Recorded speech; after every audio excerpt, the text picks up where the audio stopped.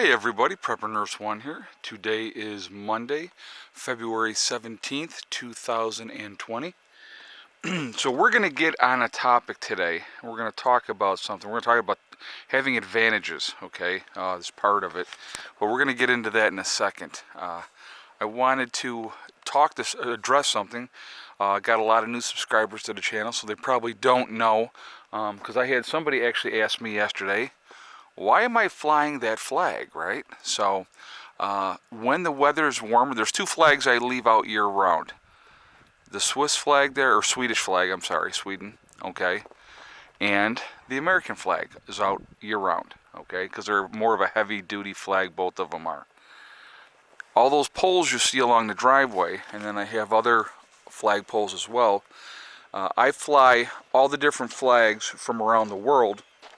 People send me the flags from their country, and I fly their flags to show that we are all in this together, that we are a brother and sisterhood of preppers and off-gridders, that it doesn't matter where we come from, that we are all in this together. And no, not like the United Nations, okay? The United Nations is a whacked organization. I'm talking about like-minded people trying to be free as much as we can be. So that is why I fly flags from other countries. When the weather gets nice again, you will see all the flags go up again.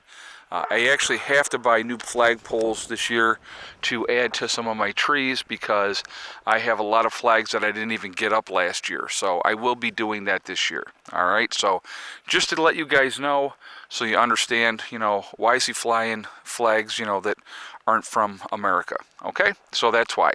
So let's get into the topic here, guys. It's actually not a bad day. It's low 30s, but a little chillier than yesterday, so no t-shirt video today. According to FEMA, according to all the different agencies that are out there, most people, we're just going to go with the United States, okay, and I'm sure it's similar around the world, but most people are not prepared for a 2-week disaster. So let's put that into perspective for a minute. 95% of the people in this country, United States of America, are not prepared for a 2-week disaster, which absolutely blows me away. It floors me every time I hear that, because we have so many things that occur naturally every single year in this country.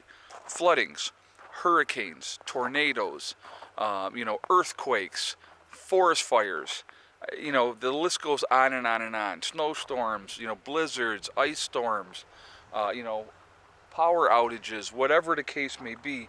It happens every single year.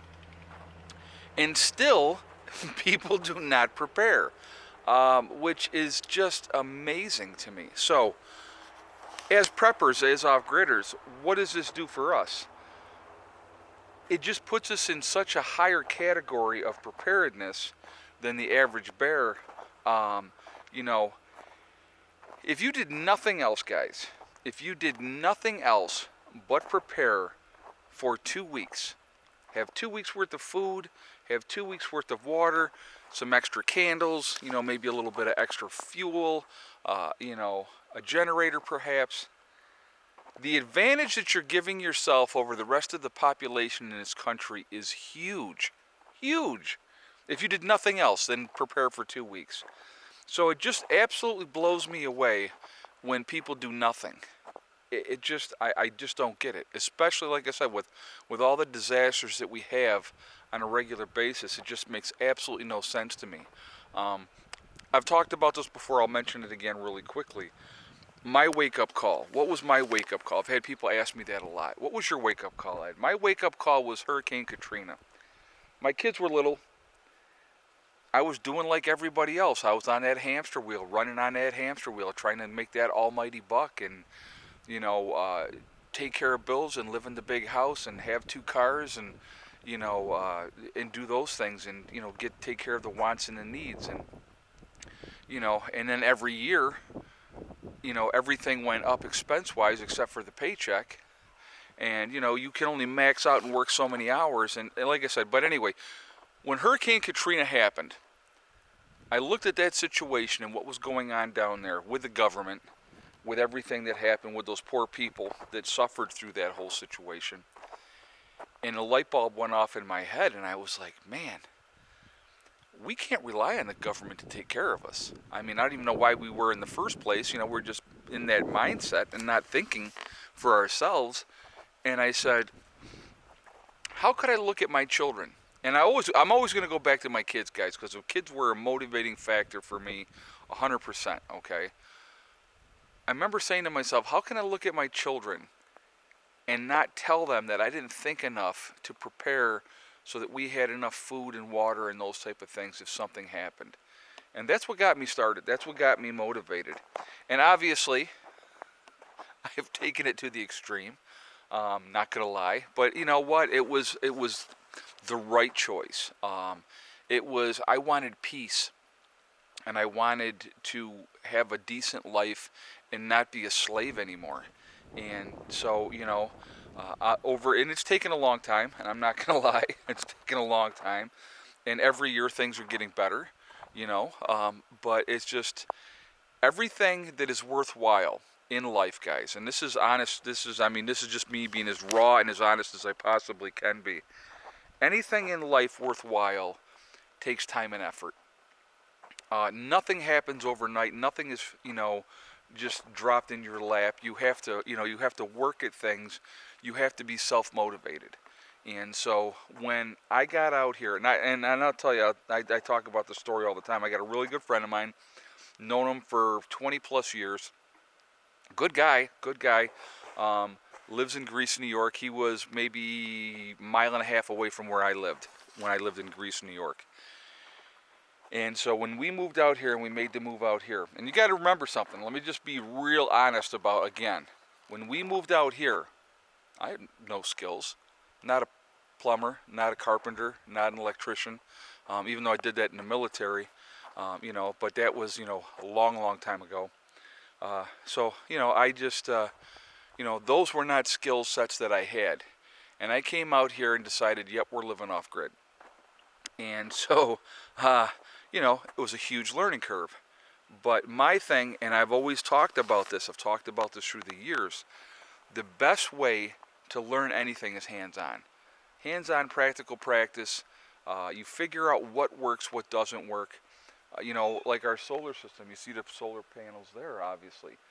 That has been a work in progress from day one. And, trying to upgrade and make things better and get things more squared away. And it just has taken time. And we figured out really quickly what didn't work and how we had to make adjustments. And those are things that you really want to do, guys, honestly, before any kind of event happens. You don't want to have that learning curve afterwards, because after a major event happens, the learning curve may be life or death. I would rather have those bugs worked out, figure out what works, what doesn't work. But anyway, getting back to what I was saying about my friend. So him and I were sitting down last year and we were talking. And, like June will start my 6th year here at the homestead, okay, full time. And being off grid full time. And he told me last year, we were sitting there, we'd gone out for a bike ride together, and we'd stopped someplace, we were drinking a beer, and he says, I got to tell you something, man. I'm like, okay. He said, when you moved off grid, he goes, I was thinking to myself, there's no way he's going to make it. And he said, I got to tell you, excuse me, he says, I got to tell you, he says, you impressed me, man. You really you stuck with it and you got to it. And I said, you got to understand something. For me, because I'm a stubborn son of a gun, it's the Dutch and German in me. That bull-headed, stubborn pig-headedness. When I set my mind to something, that's it. And I'm going to do it. And I don't care. And so I had a lot of doubters. I had a lot of people say, there's no way you're getting this done. There's no way you're getting that done. And my reply has always been the same. Watch me. And you know what? It's worked out. So, and I've been blessed too. Don't get me wrong. I have been blessed, with some wonderful gifts through the years, and like the greenhouse, so it just I've been very, very fortunate, but again, happier life, much, much happier life. But anyway, getting back to what I was talking about originally before I got sidetracked, which, wow, what a surprise. How easy for me to do that, right? Um, I highly, highly recommend, if you are not prepared for at least 2 weeks, why won't you do that at least to give yourself that advantage over 95% of the people? 95% of people are not ready for a 2 week disaster. And again, it blows me away to think that the people are that unprepared. And it could be as easy as a flip of a switch, and all of a sudden there's no power. And then what are you doing? And I've always said this, guys, always said this. When SHTF happens, you are going to have what you have. That is it. Nothing more. So think about that. Think about the logistics of that. What do you have right now? Do you have enough to survive? Do you have enough to get ready? Now, I know a lot of you do that watch the channel, but if you're new to the channel and you have just beginning prepping, don't become discouraged. Don't become frustrated. Just work at it. That's all you got to do. You work at it methodically, and it will happen. Okay, so a lot of people have said, they have, they're financially, they're not able to prep so well. Well, that's what food pantries are for, guys. There's always, if there's a will, there's a way. Hit the food pantries, get what you can there, and do what you have to do. So, anyway, chickens are doing good. I pulled out 3 eggs earlier, and I haven't gone back out and checked again yet, but so I'm sure we'll have a good egg day today, because we only had, I think, 5 yesterday. So I think today's going to be a much better egg day. It's usually one day that they have a bad day, the next day they make up for it for whatever reason. But they're out, they're relaxing, enjoying the weather as well. Puppies are as well, obviously. And cats have been in and out, so. But anyway, things are going well as far as that part goes. I want to remind everybody again, really quickly, the legacy sale on my website is still going on. That will be over on Sunday, okay?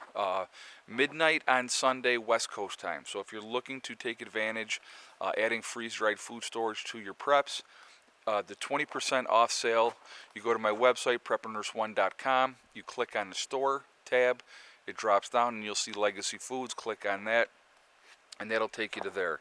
And then you just a matter of just taking care of, get what you want, and at checkout, 20% comes off. So that is the sale we're doing, and like I said, that is going to end on Sunday. So if you're looking to take advantage of that, please do. And what else was I going to tell you real quick? I think that's it for right now. So anyway, I hope everybody's doing well. I had a fantastic live stream last night. It was awesome. Most people have ever had in a stream. We were at 2,300 at the peak. So it was a great, great group of people. A lot of good questions, a lot of good comments. So I love that. I love that interaction. That's a lot of fun. It's really enjoyable. It goes really, really fast, though. Once you get that many people in there, I mean, the comments and stuff, and it's going by fast. So anyway, anyway, guys, I hope everybody's doing well. Hope your work week is starting well. And NASCAR's going today, 4 o'clock, Daytona 500. So all the NASCAR fans out there, good luck today for your driver. I will be polling for Kyle Busch, even though I know he's farther back in the pack. Followed Kyle for a long time. He reminds me of Dale Sr., the way he drives. So we'll see what happens. Long day. You never know. Big wreck can happen, and you never know what can happen. So anyway, hope everybody's doing well. Remember, guys, we are all in this together. That is important to remember. Also remember to hug and kiss the ones you love. Tell them every single day, tomorrow is not guaranteed. We never know what's going to happen in life. Also remember, STD, guys. It's one step at a time, one thing at a time, and one day at a time. Whatever you are trying to do, whatever you are trying to accomplish, you can do it. The only one that's going to stop you from getting there is you. That's it. Nobody else can stop you. Stay positive, stay away from the negativity, and you will be fine. Okay? I will talk to you all later. And guys, if you're not prepping, get prepping. Really, help yourselves. That's the biggest thing. Help yourselves. That's what I will always encourage you to do. Okay? You hear the chickens? Somebody's complaining. Probably trying to lay in a box, and another bird is in the box they want to get into. They're so funny. Anyway, I will talk to you all later. Have a great day. Prepper Nurse 1 out for now.